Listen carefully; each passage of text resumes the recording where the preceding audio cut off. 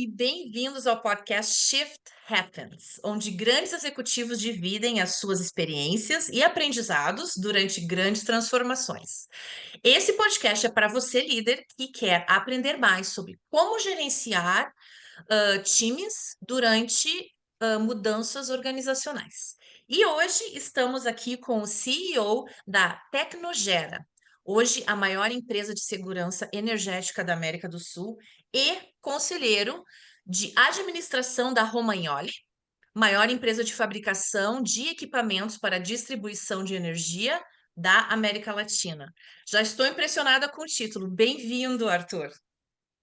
Olá, Camila. Olá a todos que estão nos assistindo. Muito obrigado, muito honrado aqui pelo seu convite, viu? Muito obrigado por estar aqui com a gente hoje. Então, vamos começar a falar um pouquinho sobre você. O seu título, como eu digo, já me impressiona de cara, né? Mas me conta um pouquinho da sua experiência, do seu cargo atual, um pouquinho da sua história.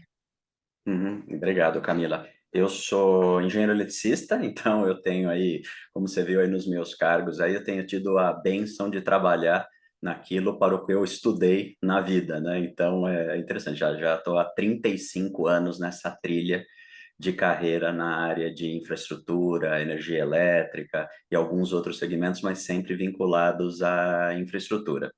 Essa carreira, ela tem sido sempre em empresas multinacionais ou brasileiras familiares, algumas experiências internacionais, mas sempre na área de energia e infraestrutura. E nos últimos anos eu tenho sido aí agraciado com a oportunidade de liderar como número um em algumas grandes empresas. E atualmente eu sou o presidente da Tecnogera. A Tecnogera é uma empresa 100% brasileira, familiar, né, que tem crescido muito e que já há 2 anos assumiu a liderança do mercado de segurança e resiliência energética da América do Sul. E eu sempre tenho tentado equilibrar essas experiências de executivo com experiências de conselho, conselho de administração, conselhos consultivos.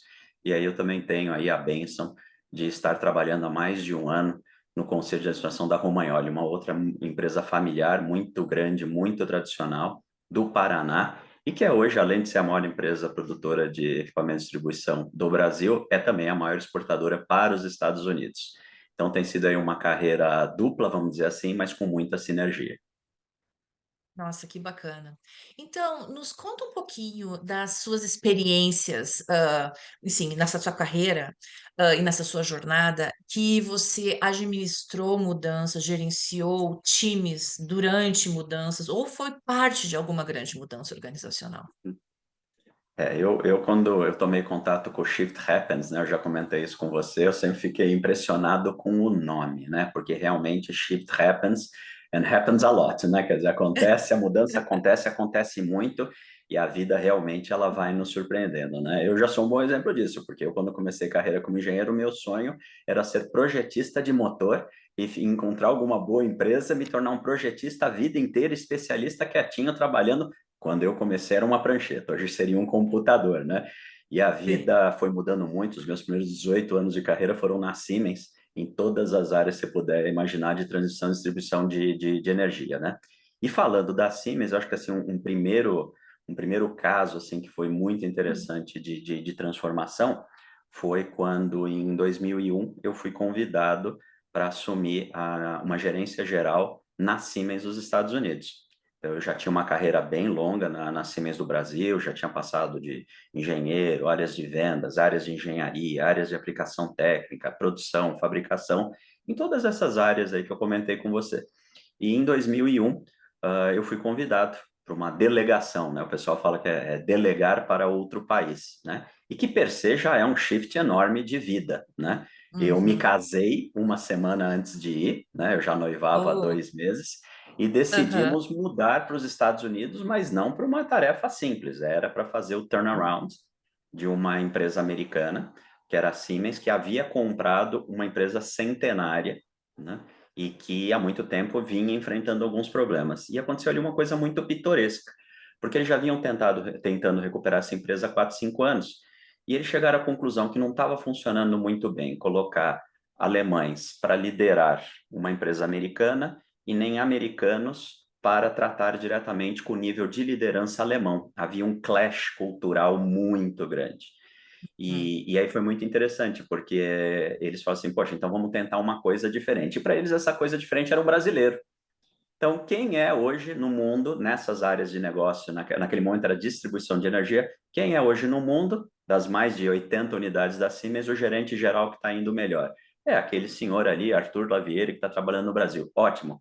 Pega esse rapaz e pede para ele ir para lá. Eu tinha 31 anos, né? Então, para Nossa, mim, que foi um legal. negócio assim, né? Assim, surpreendente. Já chegar nos Estados Unidos, era a maior unidade da empresa no mundo e a mais deficitária. Então, esse foi assim, Uhum. uma primeira enorme experiência, porque você imagina, chegando estrangeiro nos Estados Unidos, eu fui convidado antes do ataque às Torres Gêmeas, mas cheguei logo depois do ataque às Torres Gêmeas. Então, Oh, foi uma nossa, coisa assim, muito delicada, porque o clima país tenso. estava em choque, o mundo estava em choque, Uhum. e a Uhum. economia, que já não estava a mil maravilhas naquele momento, ela piorou muito. Para você ter uma ideia, em alguns meses de 2002, nós tivemos praticamente zero de pedidos num business que na época era de 200, 300, 400 milhões de dólares, né? Parou. Então juntou Uhum. tudo isso. Um país novo, um momento conturbado do mundo, um momento conturbado da economia. Chega um brasileiro, que é uma criatura um pouco desconhecida, né? O business era 90% na Carolina do Norte, e 10, Aham. 15% na Califórnia, né? Você morou em Então, Raleigh, né? eu morei em Foi, Raleigh, né? É, ok. morei em Raleigh, e fantástica experiência pessoal, mas você pode imaginar, chega aquela criatura, que vai ser o gerente geral de tudo, né? Para Uhum. tocar esse negócio. Então, os primeiros 6 meses foram 6 meses de muita comunicação, ambientação e trazendo as equipes para que te conhecessem, porque para aquelas 700, 800 pessoas que estavam em Raleigh e mais de 100 que estavam na Califórnia, nem sabiam direito o que era um brasileiro, qual que era a mentalidade, o que a gente deveria fazer, né? Uhum. E eu sempre tentando aprender muito o que eventualmente não tinha dado certo nos anos anteriores com os meus predecessores alemães e americanos, né? Todo mundo deixou alguma coisa muito boa, mas não conseguiram fazer aquela conexão. E a Uhum. opção, Camila, ali foi aquilo que a gente faz, acho que muito bem hoje no Brasil. O Brasil é muito mais acostumado com crises e ciclos do que outros países. E a Sim, gente verdade. acaba, ainda mais eu que estou com 35 anos de carreira, a gente acaba se acostumando com esse tipo de coisa. Uhum. E para nós, então, é um pouco mais natural. E eu tenho um ditado que é a verdade liberta, né? Então, né, eu acho que é um ditado universal, usado há milhares É. de anos, mas olha, Uhum. se tem uma coisa que eu aprendi é não enrole, fale a verdade, fale com jeito, fale com cortesia, fale com humanidade, mas as pessoas estão com medo no momento de crise, elas têm Uhum. ansiedades, mas elas não são idiotas.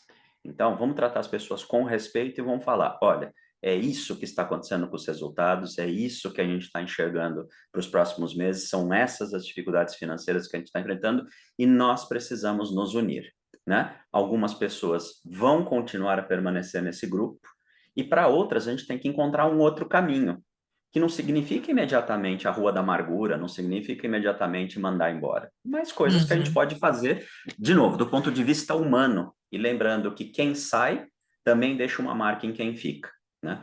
Então, aquele ano de 2002, Camila, foi muito intenso nisso. Depois eu posso te dar mais detalhes se você tiver interesse aqui na nossa conversa. Mas foi o ano de fazer, juntar todo mundo, propor um grande business plan. As pessoas abraçaram. Em 2002, a gente conseguiu fazer a reestruturação e em 2003, pela primeira vez em quase 10 anos, a empresa atingiu o break-even. Nossa, dentro de uma crise dessas ainda que aconteceu, né? Nossa, É. e aí eu vou te perguntar, dentro deste contexto, porque numa crise dessas, você falou, a comunicação, a transparência, tão importante, né? Engajar o Uhum. aspecto humano, as pessoas estão estressadas e preocupadas.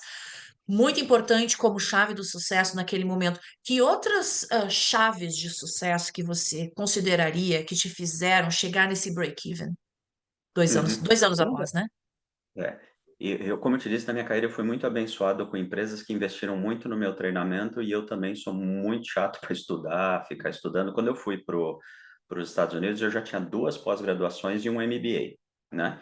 Mas e Ah, por ok. que que eu estou te falando isso? Não é para falar que isso é muito bom, não. É que isso me deu as ferramentas. Porque se você falar com Entendo. 31 anos, você tinha a experiência necessária? É óbvio que não. Não tinha. E sofri muito com isso. Porque você tem mais ansiedade, mais isso. Só que, graças a Deus, eu tinha tido todos esses investimentos, né? A Siemens, por exemplo, foi uma empresa maravilhosa. Eu acho que nos meus 18 anos que eu fiquei lá, se olhar no meu currículo Siemens, eu devo ter mais de 40 cursos. Ela me preparava para o management muito antes, né, de eu assumir a minha primeira cadeira de management. Hum, Junta uhum, isso com estudo, pós-graduação, MBA, você vai pelo menos com um toolkit, que é o que eu sempre falo para os meus ok. colaboradores mais jovens. Vamos formar o Aham, seu toolkit. Você tem que ter uma caixa de ferramentas sua, de gestão, coisas que você naturalmente você possa lançar mão. E uma das coisas que deu muito certo naquele ambiente em Raleigh, né, que não deixa de ser assim um ambiente um pouco mais distante das grandes metrópoles, mas uma coisa sim. que deu muito certo foi chamar os líderes, e aí quando eu digo líderes, não só aqueles hierárquicos, estou falando também Aham, daqueles líderes que são os líderes momentâneos, as pessoas que formam opinião, etc., aqueles que tinham mais vínculo com o sindicato, né, especialmente uhum, esses, chamar para as uhum, reuniões e apresentar o problema e pedir solução, e pedir o debate. Então eu sim. notei, e isso acontece também no Brasil muito, mas eu notei que foi um grande choque num primeiro momento. Não, mas como assim? Você não está vindo apresentar simplesmente um plano de reestruturação? É lógico que eu tinha as ideias principais, eu sabia o que, que a gente precisava chegar, especialmente em termos de números, né? Mas não, eu não tinha capacidade de definir a melhor maneira de chegar ali. Inclusive, quem são as melhores pessoas para isso, etc. Eu estava chegando. Então a gente começou a fazer grupos de trabalho e eu lembro que os primeiros eram salas de 30 a 40 pessoas que era praticamente em silêncio.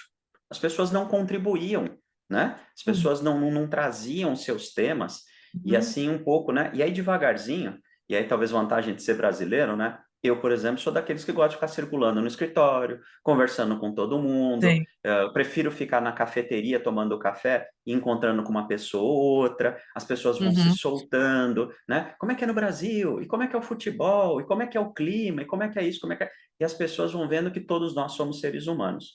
Então, aquele, para mim, naquele ambiente, foi o que mais funcionou. Porque depois de algumas semanas, as pessoas começaram a trazer. Então, eu lembro que, por exemplo, Camila, nessa grande reestruturação, nós precisamos uhum. reduzir o nosso contingente à metade. E, obviamente, que o Nossa. sindicato tinha uma quantidade de restrições enormes. Então, ótimo. Quem Uhum, que são os líderes do sindicato e as pessoas que mais vínculo com o sindicato têm? Beleza, venham na reunião. Eu não vou impor nenhuma lista de nome. Por favor, venham na reunião. O que que vocês acham que a gente pode fazer? E disso já saem ideias e dores que a gente não conhece como gestor, né? Olha, para aquele grupo ali, precisava ter uhum, um curso profissionalizante. Para aquele grupo, é importante um apoio para seguro médico. E coisas uhum. desse gênero começaram a vir sem que a gente impusesse um plano na nossa cabeça. Moral da história: foi um ano muito duro, um ano de redução de 50% do contingente, fechamento de 3 das 4 unidades Fabris, e, no Nossa, entanto, nós fomos naquela região, que todo mundo estava passando por uma situação difícil, nós fomos naquela região a única que não enfrentou greve. Teve o olha aí. apoio integral. Então, eu te respondo assim: o que aconteceu ali foi, mais do que muita comunicação, pedir que eles comunicassem o que eles quisessem e que eles fossem parte da solução. Uhum. Você mudou a cultura, né? Porque provavelmente essa cultura antes não era de estar contribuindo tanto e você abriu a porta e não, eu quero te escutar, né? Para mim, o que você tem para dizer é muito importante e vai fazer diferença. Mudou essa Quero e cultura das preciso. pessoas participarem, e preciso, É. né? E aí, É, dentro disso, criou uma cultura de mais participação, e claro que, como eles estavam contribuindo, o engajamento, né? Porque eles é, foram parte da solução, né? foram. E sendo parte da solução, algumas pessoas elas deixam de ser vítimas, elas se Hum, tornam protagonistas, né? Então isso é uma uhum, coisa que está no meu toolkit até hoje. Eu tive aí a graça de usar isso mais umas 3, 4, 5 vezes na carreira, que é, sim. cara, não vamos deixar que essas pessoas se tornem assim, eu sou só um objeto. Não, você vai ser protagonista. O que que você pode fazer? O que que a gente pode construir para chegar ali? Eu não quero ter uma pessoa que só uma âncora ali num problema que às vezes nem é dela. Mas o que que ela pode ser protagonista? E isso ajudou muito. E lá nos Estados Unidos eu te digo, assim, foi uma estratégia, né, que deu muito certo. Eu também fui muito abençoado, viu, Camila? Eu tinha um diretor de RH nativo, local, já trabalhava nas empresas da região há mais de 30 anos, que se tornou um Uhum, grande coach. Se tornou um grande coach, porque ele era a pessoa com quem eu mais conversava sobre temas de cultura, porque eu não entendia a cultura.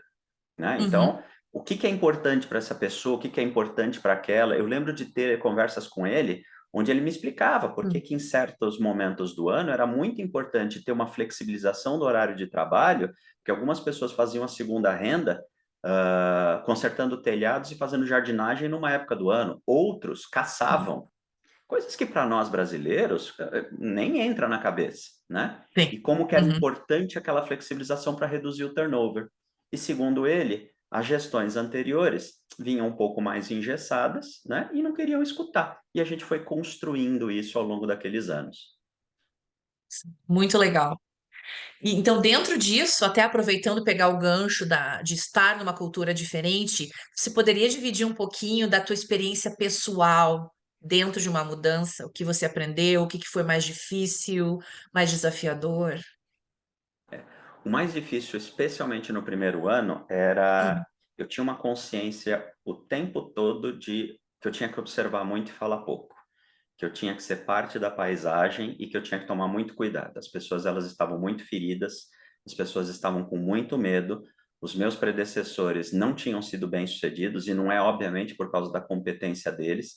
Eles não haviam sido bem-sucedidos porque é óbvio, você não consegue movimentar, né, um contingente desse tamanho, uma equipe desse tamanho, se você não toma certos passos com muito cuidado. E eu notava que as pessoas sondavam muito, né? Então eu Uhum. me refugiava no fato também de que eu já tinha um bom domínio do idioma inglês, mas eu ainda não era 100% fluente. Eu me refugiava um pouco nisso. E eu sempre lembrava, né? Porque o meu bichinho avatar é a coruja. Tem até algumas aqui atrás de mim, eu adoro coruja. Por Meu que também, o meu favorito. ah, Aham. então. Por que que eu adoro coruja? Porque É. há muitos anos eu tive um professor de pós-graduação que falou: lembre-se, coruja. Chegou numa empresa, coruja. Muita observação, muita escutativa e pouco pio, né? Então, Aham. façam isso. Tanto que eu carrego coruja, tenho chaveiro de coruja e tudo. Parece uma bobagem, mas me ajuda. Porque às vezes você tem um Sim. impulso de já emitir uma opinião e aquela opinião ela vai ser danosa para o resto do relacionamento com aquela pessoa. Então eu Sim. lembro, Camila, que a primeira coisa que me pegou muito foi assim, eu me retraía muito e eu me disciplinei muito, isso não foi fácil, não quero que soe fácil, pelo contrário, foi difícil, porque eu ficava me repreendendo o tempo todo. Tinha algumas coisas que eu tinha o impulso de já reagir, até como liderança muito pressionada por resultados negativos, e no entanto, né, eu consegui ir levando dessa maneira mais calma, né? O segundo ponto que para mim foi muito duro, Camila, mas foi um grande aprendizado, foram os primeiros relacionamentos com o sindicato. Muito ataque, né? Furarem pneu do meu veículo, furarem o capô e riscarem Nossa. com chave de fenda, né? Algumas Hum. ameaças. Mandaram para casa da minha esposa, aí eu não sei se foi sindicato ou não foi, mas mandaram para casa da minha esposa umas cartas, parece aquelas coisas de filme, com aquelas letrinhas de ameaça recortado de revista, né? Porque existia revista, né? Sério? Então, aquilo para Nossa. mim e para minha esposa, aquilo foi Hum. assim meio que chocante. Eu trabalhava numa multinacional muito grande, que tinha inclusive um departamento de segurança muito bom, né? E aí essa Uhum. pessoa, ele chamava Eric, e esse diretor, né, Hum. americano de segurança, ele inclusive, né, ele veio me ajudar, a gente tomou uma série de medidas, nada nunca aconteceu, graças a Deus, mas essas ameaças, esses dissabores aconteceram. Aquilo colocou uma pressão pessoal muito grande, porque era só eu e minha esposa, né? Eu viajando muito, eu trabalhando muito, ela aprendendo inglês sozinha em casa, né? Então, você pergunta assim, pessoalmente, teve essa parte assim que foi muito desafiadora, né? A ponto Uhum. da gente discutir se não seria melhor ela para se proteger, ficar morando em hotel ou eventualmente até voltar para o Brasil, né? Ok. Ou então, Aham. então nem tudo são flores, né? A gente assim muitas vezes Uhum. fica olhando depois de muitos anos, mas isso teve um custo pessoal muito grande. Mas o propósito realmente era maior, né?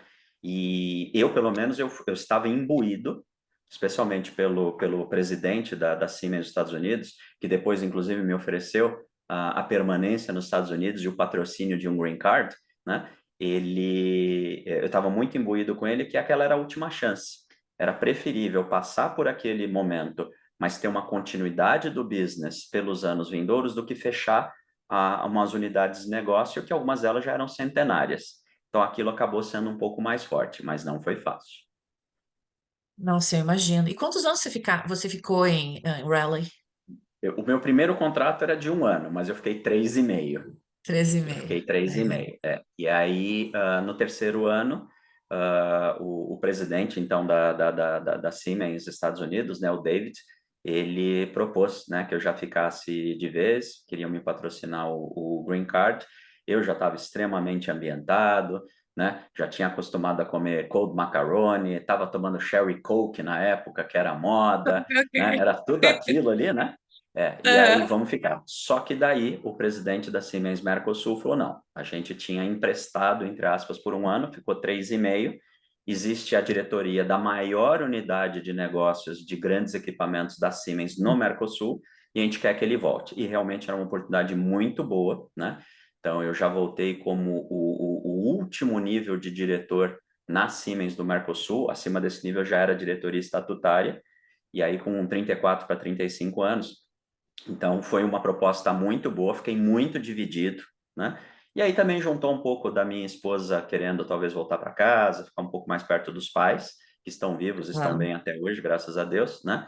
E a gente juntou tudo e eu acabei voltando. Mas foi por muito pouco que eu já não fiquei nos Estados Unidos de vez. De vez. Nossa, e tão jovem, já num cargo tão assim importante, com É, tanta experiência, que bacana, que oportunidade, né? foi de ouro. Nossa, que bacana, legal. Uhum, E sabe que eu consigo me identificar um pouco com algumas coisas que você fala, pelo fato também de hoje eu moro há 12 anos nos Estados Unidos e quando eu vim para cá, claro, não num cenário de tanta crise, não com tanta responsabilidade. Eu vim para fazer o Job Rotation, um programa que você vai indo para vários cargos, fazer network e voltar. Acabei não voltando, estou aqui hoje ainda. Mas essa questão da cultura, de observar mais, né? E eu tenho uma personalidade muito extrovertida, de falar com as mãos, de tocar, de abraçar, e eu tentando ver, ok, os limites aqui, eles são diferentes, eu não posso chegar abraçando e beijando as pessoas achando que tá tudo bem é, no ambiente de trabalho, né?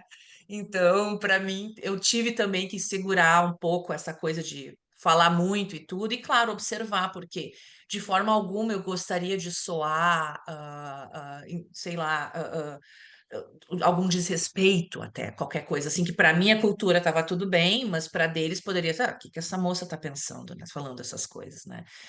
E aqui onde eu tô é uma região muito tradicional, né? Então colocou mais esse desafio para mim também. Bacana, nossa, muito uhum, legal de ouvir tudo isso, todas essas histórias, né? E dentro disso, porque o momento que dá esse furacão, essa crise, chega um momento que a gente tenta buscar uma certa estabilidade, né? isso. Como que você fez? Como que você, porque, né, você teve 50% de força que teve que sair, né, da empresa que você falou, Uhum, e tentar voltar com uma estabilidade, talvez ainda num ambiente um pouco tumultuado, né? Mas como que você conseguiu voltar para essa, ok, gente, agora estamos junto, vamos seguir, vamos estabilizar, a gente chegou aqui numa situação boa, né? Seguir com o negócio de uma forma tranquila para uhum. os funcionários. É. Ali, eu acho que a coisa mais importante, eu vivi isso depois também em 2012 na reestruturação de uma empresa de energia eólica muito grande aqui do Brasil, podemos falar disso daqui a pouco.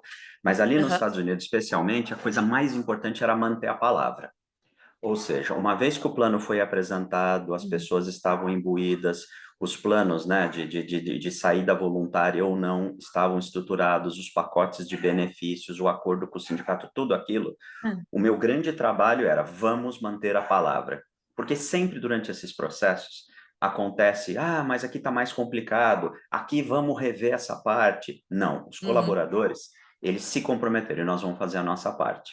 E, aliás, eu vejo que hoje esse é um grande problema de empresas no mundo, mas especialmente no Brasil, é não manter a palavra de certas coisas que foram pré-acordadas e que todo mundo está colocando ali o seu sacrifício. Ali nos Estados Uhum. Unidos, assim que a gente começou o turnaround em 2002, 2003 foi esse ano de estabilização, onde, além das saídas paulatinas das pessoas, algumas com pré-aposentadorias, outras com outros benefícios, até porque a gente não queria que naquela comunidade ficasse uma marca de empresa má empregadora, então sempre pensando no longo prazo, nunca Sim. pensando no amanhã, que é outro grande problema que a gente tem no Brasil, né? A minha vontade de trabalhar na Siemens é que a Siemens só pensa 100 anos, 150 anos, pensava Hum. naquela época em perenidade. E muitas vezes sim. alguns, no momento de uma crise, pensam só no dia de amanhã, né? E tem uma série de problemas, né? Da imagem que fica na marca e etc. Então, em 2003, a gente começou a estabilizar e teve um momento que a gente terminou de fazer o fechamento e a terceirização de algumas unidades fabris, que era a parte Uhum. mais dolorosa, né? Porque era a parte do orgulho. Ah, vou deixar de fabricar esse componente, vamos deixar de ter uma grande linha de pintura, vou deixar de, sabe? Então, e mais a saída dos amigos, porque querendo ou não, uma de cada duas pessoas estava saindo ao longo Uhum. daquele tempo, e tudo conhecido. E eu lembro que no dia que a gente fechou a maior delas, e que inclusive tinha uma linha de pintura maravilhosa, enorme, né? Eu lembro que a gente tomou a decisão, junto com esse diretor de RH e mais alguns colegas, a gente tomou a decisão de chamar todo mundo, naquele momento, naquele turno, deviam ser umas 300, 400 pessoas, perto da Uhum. cafeteria da empresa, que era bem grande, né? Chamar todo mundo para falar, gente, a fase mais doída, não com essas palavras, né? Mas a fase mais crucial acabou. Acabou. Obrigado, né? Tá aqui o processo, tá aqui o que a gente fez, tá aqui o que a gente vai fazer com aquela área. Tomamos muito cuidado de não deixar nenhuma área abandonada na empresa. A empresa era enorme, Camila, enorme, né? Mais de 150 mil metros de área construída. Então, a gente tomou muito Nossa. cuidado de áreas que não Uhum. tinham mais funções, elas não Uhum. ficassem dando a impressão de abandono. Até esse detalhe psicológico a gente tomou, sabe? Então a Muito gente legal. Uhum. fechava, a gente colocava grandes prateleiras de material como se a fábrica terminasse um pouquinho antes, né? Aham. E investimos muito em treinamento, porque quando você muda uma unidade fabril de fábrica para montagem, os skills mudam completamente. Então, uma das coisas que a gente fez foi, dentro dos contratos de outsourcing, vocês têm que Uhum. treinar o meu pessoal agora para fazer a montagem, né? Essas coisas todas funcionaram muito bem, né? Então, a estabilização, ela começou porque as pessoas começaram a baixar a ansiedade, o medo começou a passar. Sempre que eu falo, as pessoas têm medo e é legítimo. Eu também tenho, né? Então, todo mundo, é isso, é isso. Ah, o que a gente prometeu, a gente cumpriu? Cumpriu.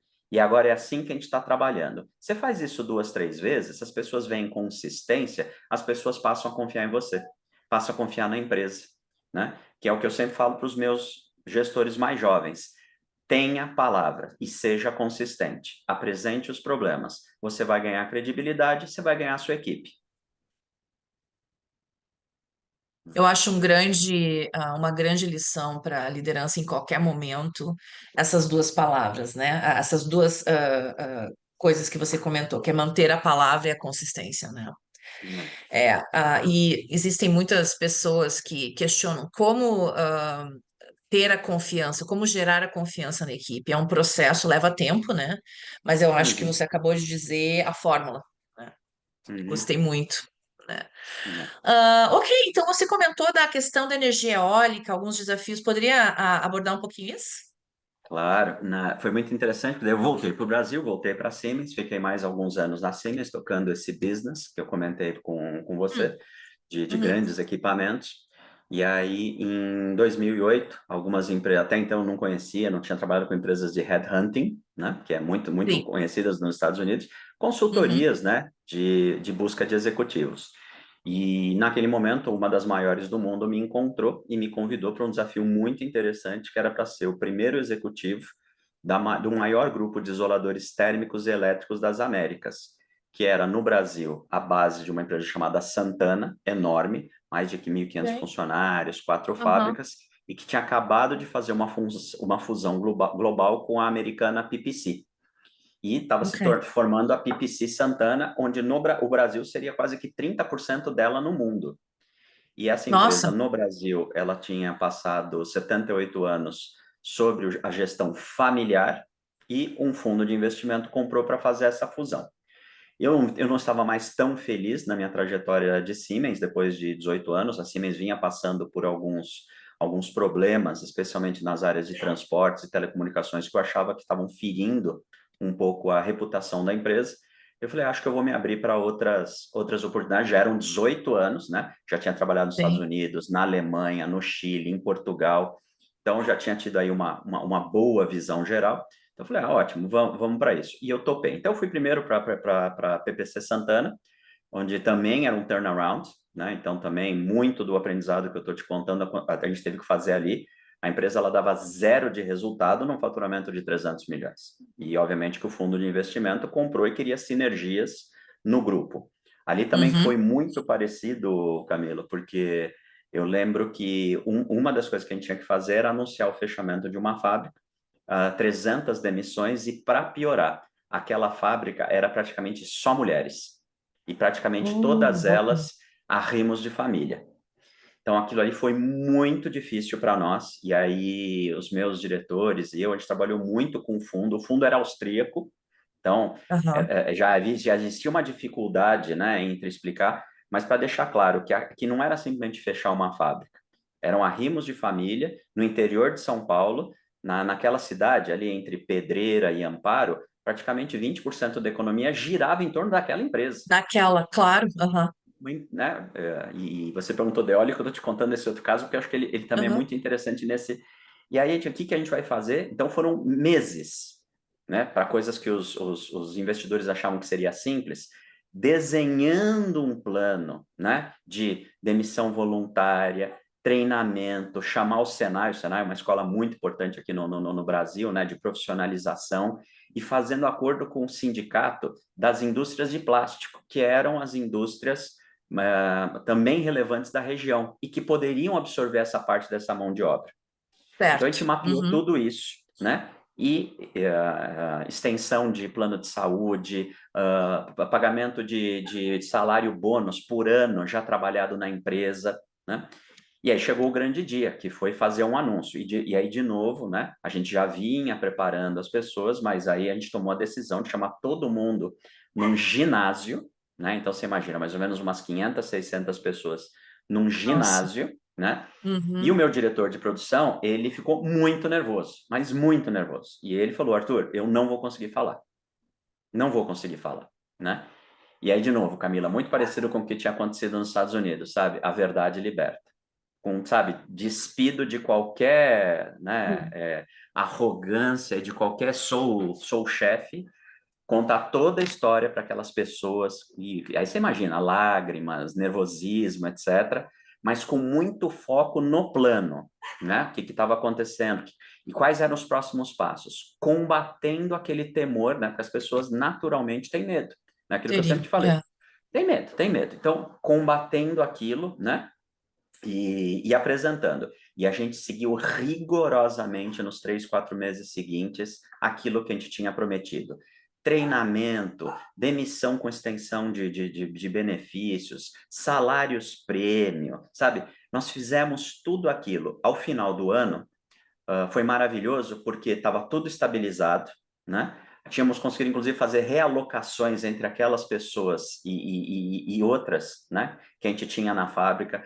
Fizemos um plano que o turnover natural de pessoas utilizasse essas mesmas pessoas e elas viessem, né? Então, na minha carreira, eu acho que esse foi o turnaround mais difícil, porque ele envolveu um grupo muito sensível e que a gente tinha que tomar muito cuidado. Imagina, mulheres arrimo de família no interior de São Paulo, né? Então foi muito interessante. Uhum. Saindo de lá, o meu contrato era para ficar 1 ano nessa empresa, acabei ficando 2, e de novo uma empresa de Uhum. headhunting me encontrou e me convidou Uhum. para assumir a Suzlon Energia Eólica, era a maior empresa indiana de energias renováveis e a quinta maior do mundo. E já estava no Brasil há alguns anos. Uhum. E eu fiquei muito tentado com aquilo, porque energia eólica é uma coisa muito sexy, estava bombando, todo mundo querendo É. entender aqueles grandes parques eólicos sendo construídos no litoral do Brasil, era o começo desse Isso. Que segmento, ano que foi né? isso, Arthur? Isso que eu estou te falando, Mas, 2010. ok. 2010. Eu Né? lembro Então, quando começou a bombar em tudo que é na costa é, brasileira. É, eu estava no E o Brasil Brasil ainda, também porque eu tentando vim. se É. estruturar, etc.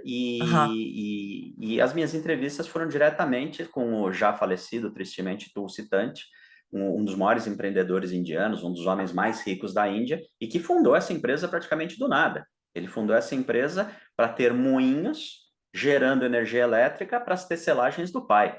Olha só, isso É. lá no interior da Índia, e se tornou a quinta maior empresa do mundo. No Brasil, a empresa passava por grandes dificuldades, muitas delas culturais, porque a Uhum. empresa brasileira era vinculada a uma subsidiária espanhola, que por sua vez era vinculada a uma subsidiária dinamarquesa, e essa sim era vinculada na Índia. Isso, obviamente, não Nossa. funcionava, né? É, Era uma distância muito grande para algo que poderia ser, sei lá, 20, 30% do faturamento global, né? E o sim. senhor Tulcitante era muito inteligente, ele tomou a decisão de vir para o Brasil, contratou uma grande empresa de hunting e falou assim, eu, a partir de agora, no mundo, só vou ter presidentes nativos. Então, nas 18 localidades do mundo, o presidente tem que ser um local, por causa do tema da cultura. E esses 18 vão reportar para mim, não mais para subsidiárias, isso. E eu fui agraciado, né? Ele me escolheu para essa tarefa. Quando eu cheguei, a Suzlon não tinha pedidos, era em Fortaleza, né? Estava numa situação muito complexa, sem pedidos, culturalmente muito, tudo muito desconexo, né? Muitos problemas de relacionamento, alguns temas relacionados a fraudes que haviam acontecido, e que o senhor Tulcitante me falou, você tem carta branca, eu estou confiando em você, você vai fazer essa grande modificação. E ali foi muito mais gerencial, sabe, Camila? Foi uma experiência de também chamar as pessoas, né? O escritório principal em Fortaleza, na época, tinha umas 300 pessoas, né? Pessoas também muito doloridas, porque nos 5 anos anteriores já tinha passado por ali 7, 8 presidentes, e Uhum. dinamarqueses, e espanhóis, e sempre de um jeito complexo. E eu lembro que na primeira semana que eu cheguei, e aí foi um dos aprendizados da minha vida, Camila, e agora eu sigo isso toda vez que eu vou, a primeira coisa que eu fui é me dar o relatório da auditoria completo, e eu quero um relatório completo do RH de tudo aquilo que a gente não fala para fora da empresa. Esse foi um aprendizado também que agora eu tenho seguido em toda vez que eu mudo de empresa, e eu recomendo para qualquer líder que estiver nos escutando aqui. Porque, e não é para acreditar piamente, não acho que a gente deva acreditar piamente, mas você tem subsídios ali para Hum. suas primeiras investigações, para aquilo que você vai começar a olhar. E eu tive aí leitura para mais de mês. Então, Imagino. quando eu cheguei, eu vi uma situação assim horrorosa de Uhum. benefícios que não deveriam estar em certos locais, parcerias com empresas que tinham conflitos de interesses. Foi muito complexo. Quando as pessoas Uhum. perceberam nos primeiros dias que eu já estava começando a conversar e falar, o que acontece é que daí as pessoas vêm todas elas tentar contar as suas versões, né? Ah, sim. Aham. E você fica no meio ali, meio, né, falando, meu, o que está acontecendo Delicado. aqui? E é É. muito difícil filtrar. Então, eu lembro que eu fiz o meu primeiro town hall com menos de um mês. Eu não gosto disso, viu, Camila? Eu tenho uma regrinha dos 100 dias. Acho que a gente tem que ficar 100 dias meio como paisagem, como coruja, ouvindo. Aham. Mas ali não teve jeito. As pessoas estavam muito ansiosas, sem pedidos, entregando os últimos projetos, todos eles com problema, perdendo dinheiro. Estava, assim, muito complexo. E eu lembro que eu chamei todas as pessoas, conversei, né, falei assim, ó, preciso de um voto de confiança, vocês não me conhecem, eu estou analisando, eu estou investigando, eu vou melhorar a vida aqui de todo mundo, eu vim para isso, sou o primeiro brasileiro a estar vindo, daquelas 300, mais ou menos 250 eram brasileiras, os demais eram estrangeiros, né, com quem Sim. eu também fui conversando separadamente, né. Uhum. Camila, a gente terminou depois de 3 meses as investigações e eu troquei a diretoria inteira e mandei de Nossa. volta para casa todos os estrangeiros que eu tinha, né? Alguns fruto de problemas, né, que eu acabei enfrentando, e outros simplesmente que concordaram comigo que era um tema de fit cultural muito importante e que não estava Sim, acontecendo, né? E sim. que com isso a gente não conseguiria evoluir da Uhum. maneira necessária. Então, assim, sabe, foi muito positivo porque ali foi o contrário, de uma visão de gestão, de uma comunicação que teve que ser mais top-down, as Uhum. pessoas foram ganhando confiança porque elas foram vendo que a gente foi fazendo justamente os ajustes que deveriam ser feitos. E a Susan na Índia, Camila, ela fez uma coisa maravilhosa. Ela falou assim: você tem que montar a sua equipe. A gente não vai se meter. Nós vamos cobrar você por resultado, nós vamos cobrar você pelo andamento, mas a equipe é sua. Então, ó, se você quiser a ajuda do nosso RH para ajudar nas entrevistas, mas a equipe é sua. E aquilo foi maravilhoso, porque a gente falou assim: caramba, com isso a gente vai conseguir montar do jeito que a gente quer e já com perfil para atacar esses problemas. Sim. Camila, a empresa, 3 anos e meio depois, tinha um backlog de 800 milhões de dólares, 14 parques eólicos entregues e em fase de construção, né?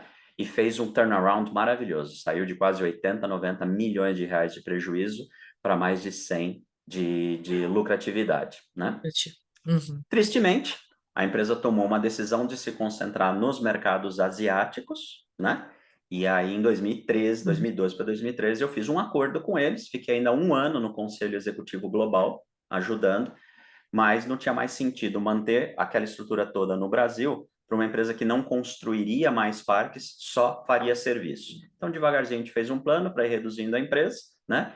E eu saí em 2012 para 2013 e a empresa saiu definitivamente do Brasil em 2017, tristemente, mas deixou um legado importante no Nordeste hoje de mais de 1.000 turbinas instaladas. Nossa, uau! Que eu estou impressionada com toda essa experiência e, enfim, quantos momentos cruciais e difíceis que você enfrentou. Porque tomar decisões difíceis como essas não é fácil. E também não é Uhum, para qualquer um, mas como você falou, eu gostei muito da ideia também do toolkit, né? Eu amo uhum, essa ideia e é um conceito que eu aprendi quando eu vim para cá, para os Estados Unidos, que a gente aprende muitas ferramentas e você vai ter. Eu sempre visualizo assim aquela sacolinha com martelinho, na minha cabeça. é, Eu gostava de usar até nas minhas apresentações, o martelinho e tudo. Eu dizia, o que está dentro aqui dessa sacolinha, né?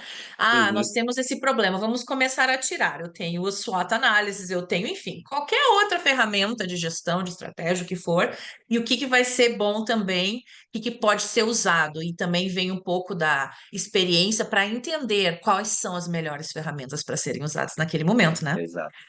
Então, muito legal. E agora vamos shift um pouquinho, né? Shift. Vou te Shift perguntar. happens. Shift happens. Então, hoje na Tecnogera, pensando na sua experiência e pensando também o futuro, 5 anos, qual é a sua visão? Quais são os desafios? O que você está fazendo para se preparar para esses desafios? Tecnogera é uma empresa espetacular. Você imagina uma empresa de 18 anos de idade, fundada no Brasil, 100% brasileira, familiar e com um DNA familiar muito, muito forte. E uma empresa que nos seus primeiros 15 anos de história fez toda uma trajetória sempre focada em segurança energética, geração de energia para projetos temporários e especialmente emergenciais. E que fez uma coisa diferente. A única maneira dela competir com os grandes competidores dela, que tem 40, 50, 60 anos mais que ela, foi investir numa coisa que muitos falam que tem, mas pouquíssimos realmente o fazem no dia a dia. Atendimento 24/7. Porque quando você fala de segurança energética, está falando de hospitais, indústrias, barragens, condomínios, você realmente tem que ter um 24/7. É uma emergência. E você tem que estar preparado para isso. E a gente ganha dinheiro justamente tendo toda uma estrutura preparada para esse atendimento. Só que ela fez uma coisa brilhante. Ela incutiu isso no DNA dela desde o começo. Eu trabalhei em muitas outras empresas, Camila, que sempre falaram para o mercado que eram 24/7. Mas quando você vai olhar, é um plantão, é alguém que está em casa, é alguém que depois vai ligar para alguém que está não sei aonde. Na Tecnogera, não. Todo dia tem plantão de vendas, plantão fiscal, plantão de atendimento, plantão de almoxarifado. Tem os níveis de atendimento, o telefone toca no telefone de tal pessoa que não atende, vai para o outro que não toca. Se não tocar nesse, tem uma empresa terceirizada 24 horas por dia para achar o chefe, né? E Ok. tem uma acariação, se por acaso acontecer, de algum chamado ficar sem atendimento. Isso há muitos anos. O Uhum. dono incutiu isso na empresa. Então eu cheguei ali como conselheiro, de conselheiro consultivo em 2022, para ajudar a melhoria da governança da empresa e evoluí-la em muito mais coisas, porque ela já estava começando a entrar numa fase de maior crescimento nessa área de energia e na área de acesso, que são plataformas de trabalho em altura, grandes equipamentos de construção, ela tomou a decisão de trazer a única frota 100% elétrica e íons de lítio para o Brasil, uma revolução. Uhum. Então eu estava lá uns 7, 8 meses como conselheiro e o proprietário falou assim, vamos inverter, você vai ser o CEO, eu vou para o conselho, porque eu sempre trabalhei aqui na empresa e eu estou precisando de um olhar de executivo aqui dentro. E assim estamos, há 2 anos e quase que 2 anos e meio já, né? Então eu, Uhum. eu, eu, eu, eu comecei a trabalhar como executivo numa empresa que eu entrei como conselheiro e que tem todo esse DNA que eu estou te contando. E a estratégia que a gente adotou, Camila, é uma estratégia que está dando muito certo, porque a gente se colocou como uma empresa que proporciona a aceleração da transição energética para os meus clientes. Vou lhe dar um exemplo. O diesel ainda existe, vai existir por muitos anos. Você não vai fazer uma cirurgia num hospital e onde você pergunte e fale assim, cara, se acabar a energia da rua, como é que você vai manter aqui a sala de cirurgia ligada? Não vai ser com solar, concorda?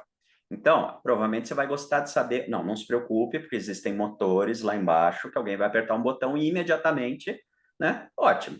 Então, ainda não existe uma tecnologia que imediata possa fornecer a energia que você precisa, que não for a térmica. Mas você pode começar a combinar isso com energias renováveis.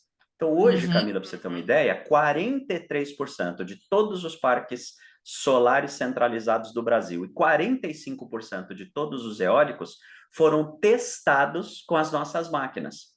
Então, a gente entra com as nossas máquinas, simulando a operação desses grandes parques, né, para que esses parques consigam acelerar as suas autorizações para serem conectados na rede elétrica brasileira. Outra coisa que uhum, a gente está fazendo muito, grandes fazendas, todo mundo investindo em energia solar. Só que à noite, por óbvio, não gera, e num dia muito nublado, muito chuvoso, e geralmente onde tem fazenda chove bastante, você tem muito menos geração. E aí ele continua com a dependência que ele tinha. Horas. Por que a gente não combina uma parte de solar e uma parte de diesel? O solar é sempre o prioritário. O diesel vai na sequência e você já atende a demanda crítica. Isso já foi um primeiro passo. E a gente investindo muito em gerador muito eficiente, ou seja, mais quilowatt-hora, menos CO2, menos ruído. Mas daí a gente deu o uhum, passo maravilhoso o ano passado, o ano retrasado, Camila. A gente começou a trazer baterias. Então, são baterias que a gente combina, por exemplo, com o solar e com o diesel. Então, imagine que beleza. Você tem a sua fazenda. A sua fazenda está ali, pegando aquela energia solar maravilhosa e acumulando naquela bateria. Vamos supor que em algum momento a bateria não tenha sido suficiente, porque de noite você teve muita carga ou porque choveu. É só naquele momento que o diesel vai entrar para alimentar a bateria, para que a bateria continue a fazer a alimentação para você. E se você tiver uma rede pública, ou seja, tiver uma linha de energia vindo da concessionária de energia, eu também conecto na bateria, de maneira que a bateria sempre vai olhar, primeiro, solar, segundo, rede pública, e por último, o gerador. Ou seja, o gerador, ele cada vez mais, para nós, Tecnogera, em transição energética, ele é a sua segurança energética, que viabiliza você com tranquilidade poder investir em renováveis, bateria. Então, isso tem funcionado muito. Quando a gente juntou também a área de acesso, que são plataformas 100% elétricas, um investimento de mais de 300 milhões de reais, isso. são máquinas de Uhum, até 20 toneladas, 50 metros de altura, a íons de lítio, as de construção são 4x4, nós revolucionamos o mercado, porque esse mercado foi dominado no Brasil por quase 60 anos por máquinas a combustível. E nós entramos uhum. com máquinas elétricas e silenciosas. E as baterias dessas máquinas a gente usa nos nossos sistemas de bateria para gerar energia. Isso tudo que eu estou te contando, e os nossos números são públicos no Brasil, fez com que a gente crescesse em 2023 53%, em 2024 78%. Nós Nossa. dobramos o número de pessoas da nossa equipe Uhum, e hoje estamos já indo para 28 filiais, sendo que, para você ter uma ideia, em 2021 a gente tinha 6. Então, na Tecnogera, a gente está conseguindo transformar, né, essa lógica da transição energética, etc., em alguma coisa que é negócio, que os clientes estão vendo com bons olhos. No ano passado, a gente assumiu a liderança em faturamento desse segmento no Brasil, especialmente com mineração, agronegócio, com óleo e gás, né? E estamos vendo que os próximos 5 anos é ainda uma aceleração maior disso que eu acabei de te falar. Sistemas de bateria, sistemas térmicos, gás e diesel cada vez mais eficientes, mas que cada vez mais sejam só segurança, permitindo que os outros, que não são 100%, né, firmes no dia a dia, possam cada vez mais gerar energia através das baterias. Então, essa estratégia está funcionando muito, né? E eu acho que depois a gente vai falar um pouquinho de pessoas, se a gente já tiver tempo, né? E ela está demandando um shift completo, né? completo. No estilo e nas capacidades das pessoas que a gente tem que trazer. Porque uma empresa que Uhum, cresce em 2 anos 150%, nesse segmento, você imagina o que está acontecendo, e ainda mais agora que nós estamos trazendo inteligência artificial e outras coisas, né?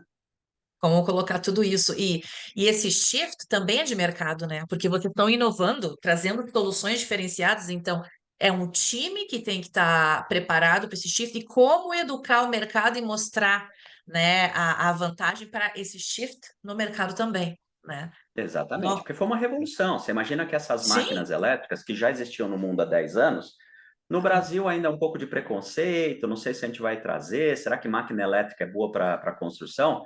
Nós sim. fomos os pioneiros. Já estamos beirando 3.000 máquinas, para você ter uma ideia do tamanho da nossa frota, né? O que Uhum. aconteceu? Nós fomos os primeiros a entrar, entramos no finalzinho de 2022. Hoje, todos os meus concorrentes estão adotando a tecnologia.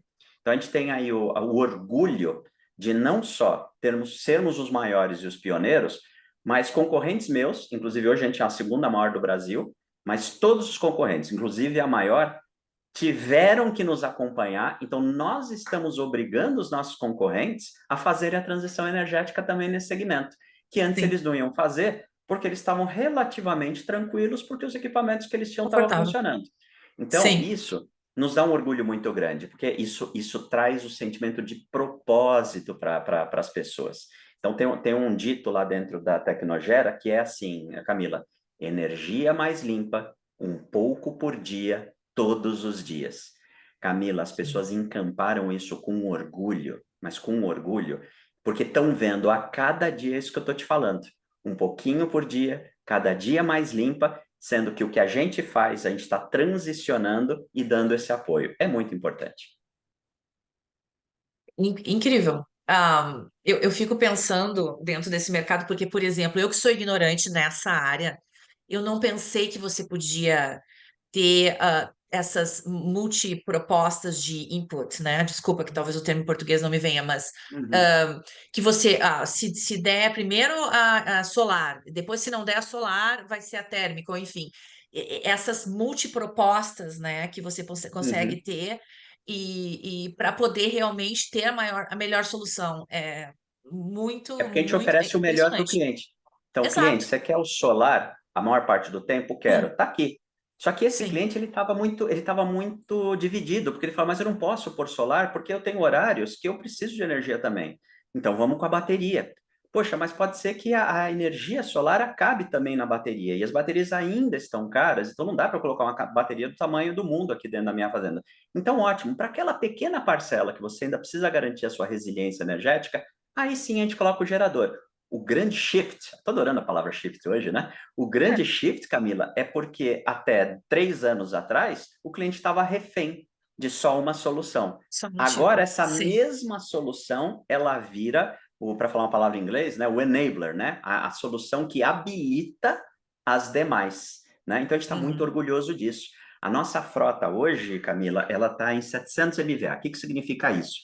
A Tecnogera sozinha hoje poderia, nesse momento, se conectasse todos, estar alimentando 3.300.000 residências no Brasil. É desse tamanho que nós estamos hoje. Então, com essa capilaridade, ontem, para você ter uma ideia, nós estávamos em 1.239 localidades. A gente controla isso todo dia. Então, ontem nós estávamos presentes em 1.239 localidades do Brasil, atendendo projetos de energia. Isso é maravilhoso e traz propósito para as empresas e para as Com pessoas. certeza. Com certeza. Uma super motivação é que você falou daquela frase, né? Uhum. Energia todo dia um pouco, algo assim. Desculpa que eu não peguei É. toda a frase, mas isso traz esse propósito da pessoa entender que eles estão contribuindo para algo muito maior do que é É. o emprego dia a dia. É uma proposta muito acima. Então, Uhum. é motivador e engajador, com certeza. Com Ah, certeza. eu vou para a última pergunta, pelo tempo, né? Uhum. Porque eu juro para ti que eu podia ficar mais umas 2, 3 horas batendo papo aqui contigo, que é muito Seria um prazer. interessante para mim. Estou aprendendo muito. Mas e se você pudesse resumir, com poucas palavras, o segredo do seu sucesso nessa jornada, o que você falaria? Olha, no meu caso específico, tem sido estudar, estudar, estudar, comunicar, comunicar, comunicar. Então, e especialmente agora que eu estou ficando mais velho, né? Eu estou com 54 agora, né? Então, especialmente agora que eu estou ficando mais velho, mas eu já percebi isso há uns 5, 6, 7 anos e eu acho que eu deveria ter intensificado até antes Eu sou muito abençoado ter nascido numa família de gente que estuda muito e que forçou ou incentivou, chame como quiser, a estudar. E sempre fui muito Sim. curioso, graças a Deus. Então, eu sou um abençoado nisso. Mas eu notei que quanto mais você partilha e quanto mais envolve, melhor. Então, a gente tem muitas vezes um impulso, e eu falo isso especialmente para os novos líderes, né? A gente confunde muito no começo das carreiras de liderança a necessidade do heroísmo, de decidir tudo, de fazer tudo, partilhar pouco, e pior, alguns ainda pensam que quanto mais informação eu retiver, mais poder eu tenho. E eu, Uhum. pelo menos, tive grandes líderes, grandes exemplos na minha vida. Alguns são meus amigos até hoje, outros, lamentavelmente, já faleceram, né? E que me ensinaram o seguinte: não, cara, traz a tua equipe. Traz a tua equipe e no momento que a tua equipe estiver performando e você estiver em paz, você vai ver que vai surgir alguma coisa para o seu próximo desafio. Então, para mim, e eu ainda sou um estudante nisso, ainda não faço muito bem, mas me esforço consciente para fazer, é isso, Camila, sabe? Continuar a estudar e saber o que partilhar com as pessoas. É óbvio que eu não sou inocente, a gente não vai ficar partilhando coisas que podem ser danosas para esse ou aquele fórum. O que eu estou dizendo é, as pessoas têm que ter o propósito. Para ter o propósito, elas precisam saber o que está acontecendo na empresa, o que a gente está fazendo e o que os líderes estão pensando. E vice-versa. Eu também preciso saber o que eles estão pensando. E eu acho que no Uhum. momento que eu aprendi isso, e eu acho que foi um grande shift também que aconteceu de uns 10, 15 anos para cá, a minha Uhum. carreira executiva melhorou muito. E o meu senso de realização, nem te falo. Sabe, você poder voltar para casa, você às vezes poder terminar um ciclo de 2, 3, 4, 5 anos numa empresa, falar, puxa, valeu a pena. Né? Uhum. Eu tenho, Camila, hoje, grupos de WhatsApp de amigos, colaboradores, ex-funcionários de todas as empresas que eu já trabalhei. Sem Nossa, exceção. Sem exceção. É muito bom, né? puxa, é muito bom. E eu acho assim, ó, essa transparência com certeza é parte dos seus valores. E É. quando a gente tem a chance de trabalhar para empresas que dividem esses valores e te dão esse empoderamento de poder ser você e transferir esses valores no seu trabalho todo dia, a sua satisfação, o seu bem-estar é muito maior, apesar de toda outra pressão, porque você está sendo você mesmo e agindo de É. acordo com o que você aprendeu, com o que você Uhum. acredita, né? Então, realmente é muito importante, né, ter essa chance de poder ser você o tempo todo, né? É. E nem todas as empresas hoje em dia a gente consegue, né, ter essa afinidade, esse alinhamento de valores, e aí geram muitas outras questões e problemas, né? Mas eu fico feliz de ouvir isso, e sim, eu gostei muito que você usou a palavra abençoado várias vezes, e é da forma também que eu vejo, né? O quão abençoado nós podemos ser com carreiras de sucesso assim, com essas oportunidades, poder agarrar, poder ter uma família que dá suporte e todo esse no entorno, né, para te fazer uma É. pessoa completa e de sucesso, né? Uhum. Ótimo. E é com isso que eu fecho, né? Mais um podcast Shift Happens. Muito obrigada mais uma vez. Aprendi muito, tomei muita nota. E com certeza eu tenho certeza absoluta que a audiência também vai tomar muita vantagem, vai aprender muito com o podcast hoje. Muito obrigada, Arthur, e até a próxima. Obrigado, Camila, e Tchauzinho. obrigado a todos que nos assistem. Obrigado.